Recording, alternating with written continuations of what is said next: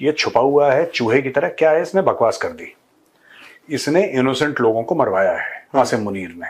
अब आसिम मुनीर जब देख रहा है कि क्या दुनिया भर में डेवलपमेंट हो रही है, बिल में घुस गया।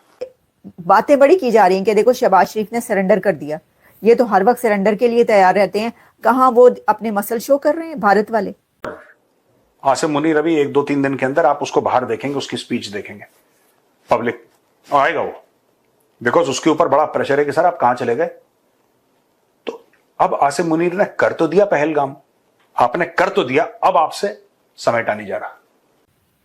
तो कह रहे हैं जी सरेंडर कर दिया, या ये तो घुटने टेकने पे तैयार रहते हैं, इनको तो कोई और काम ही नहीं है, बस इतना ही था, बस इतना ही हौसला कि यही करना था कि फौरन मान लिया जाए, जंग नहीं करनी, डर के मारे जो है तरा निकला हुआ है, और कह रहे हैं कि किसी तरीके से ये वाला जो मामला ये टल जाए। जय हिंद दोस्तों, आप सबको मेरा चैनल में स्वागत है। दोस्तों, कश्मीर पहलगाम टेररिस्ट अटैक के बाद पाकिस्तान के मंत्रियों ने बहुत फुदक रहा था, बोल रहा था ये सब टेररिस्ट अटैक में पाकिस्तान इन्वॉल्व नहीं है। जब धीरे धीरे सभी विजुअल और क्लैरिटी सामने आ रहा है, तब यही मंत्री कह रहा है आइए बैठकर बातें करते हैं। दोस्तों, पाकिस्तान की रेल मंत्री बोला था हम लोगों के पास गौड़ी, गजनबी, शाहीन है और सब अभी छुप के बैठा है। और तो और पाकिस्तान की आर्मी चीफ आसिफ मुनीर भी फैमिली लेकर भाग गया देश छोड़ के। सिर्फ यही नहीं, बिल्लो रानी ने भी अपना फैमिली को दूसरे देश में शिफ्ट करवा दिए। तो चलिए दोस्तों, बातों को आगे ना बढ़ाते हुए वीडियो की तरफ चलते हैं। ये चोर है आसिम मुनीर, डकैत का बच्चा है, ये सबको झूठ बोलता है, पर ठीक है, दैट्स ओके। तो इनके पास ना पैसा बहुत है, ठीक है, इनके पास है पैसा बहुत। और ये पाकिस्तान बेच बेच के अमेरिकन से पैसा लिया, सब उस टाइप का जो हराम का पैसा है ना, वो पाकिस्तान में कई फैमिलीज के पास है। इनके लिए बहुत आसान है, दुबई फोन करके प्राइवेट जेट मंगवाओ। दुबई फोन करा, प्राइवेट जेट 6 की कैपेसिटी वाला, फट से आए, दुबई पहुंच गए, ठीक है। और दुबई से अपने फर्स्ट क्लास का टिकट एतिहाद एयरवेज में बुक कराया, लंदन पहुंच गए। जो ज्यादा अमीर हैं बोला कि ठीक है डायरेक्टली लंदन चलो, हमारा घर है लंदन में। पाकिस्तान, इन लोगों ने क्यों अपनी फैमिलीज को भेजा बाहर? ये जो है कि आसिम मुनीर ने अपनी फैमिली को भेज दिया, या ये बिल्लो ने अपनी फैमिली को भेज दिया, क्यों भेज रहे हैं ये लोग? कारण क्या है? कारण यही है कि these people are now scared. अब इनको ये देखो, ज्यादातर पाकिस्तानी जो कह रहे हैं कि जंग होने दो, पाकिस्तान में है नहीं, हम डिस्कस कर चुके हैं, वो दुबई में बैठे हुए हैं। We have discuss this yesterday or day before, right? Sunday I think we discussed or something like that. मैं ये कहना चाहता हूं कि आज की तारीख में ये सारे के सारे लोग जो अफोर्ड कर सकता है पाकिस्तान से बाहर जाना, वो पाकिस्तान से बाहर जाके बैठ रहा है। They are going out, they will not stay with Pakistan. जब इनको अगर 1% डाउट होता है ना कि पाकिस्तान डूबने वाला है, ये कट लेते हैं, ये कट लेते हैं।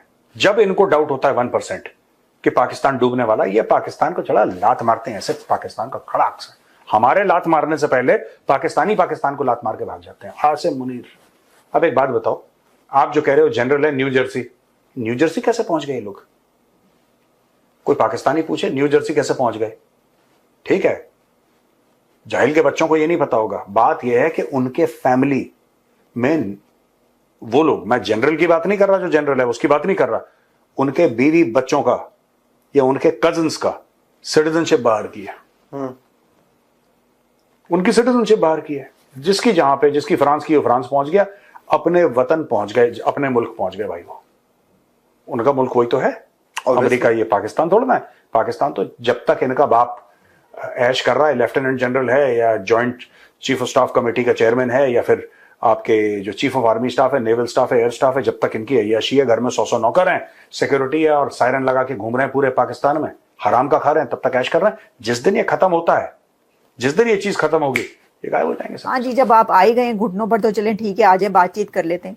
भाईजान, उनका जो है ना इस वक्त मोराल जो है वो उस हमले के बाद बहुत गिरा था, लेकिन फिर उतना ही हाई हुआ है उनका मोराल। उन्होंने अपने आप को उठा लिया और अपना स्टेबल कर लिया और कह रहे हैं कि अब नहीं छोड़ेंगे। वो ऐसे उसमें है नहीं। और मेरे अगर आप माने तो मुझे ऐसा लगता है कि अगर ईरान कहेगा भी जैसा कि वो कह रहा है, तो पाकिस्तान तो तैयार है, हाँ जी ठीक है, हम तो तैयार हैं घुटने टेकने पे, लेकिन इंडिया नहीं मानेगा।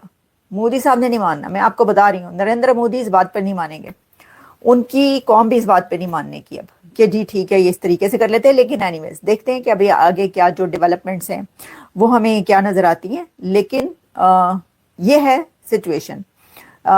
उसमें जैसा मैंने कहा कि हम देखते हैं कि एक तरफ से जो है ना वो बड़के लगाई जा रही होती हैं पाकिस्तान में, नारे लगाए जा रहे होते हैं, ये कर देंगे, वो कर देंगे, ढा देंगे, बिठा देंगे, लिटा देंगे, तोड़ देंगे, फोड़ देंगे, बम चला देंगे।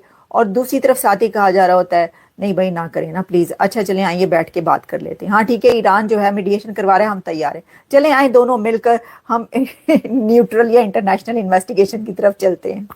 ऐसे हो रहा है पाए, एक तरफ तो खलो जाओ, एक तरफ तो आप बात कर लें क्या कर क्या रहे हैं। तो है ना, देखें ये बात आप याद रखिए, पाकिस्तान और भारत का जंग में कोई मुकाबला नहीं है। सर ये जो बड़के मार रहे हैं ना, इनको ये तो पता नहीं, ये पता है और फिर भी जानबूझ के कर रहे हैं। पाकिस्तान जो है वो मैक्सिमम कहा जाता है कि 20 दिन निकाल लेगा, वो बड़ी मुश्किलों से एथों उथों फाड़ फूड़ के जो होता है ना, कर्जा कुर्जा चुक के आप जो है अपनी कोई मुश्किल दिन निकाल लेते हैं वैसे। और जो इंडिया है वो महीनों क्या सालों में लड़ सकता है। तो ये भी पता है सबको, बहुत बड़ी ताकत है भारत, पाकिस्तान उसके सामने कुछ नहीं है।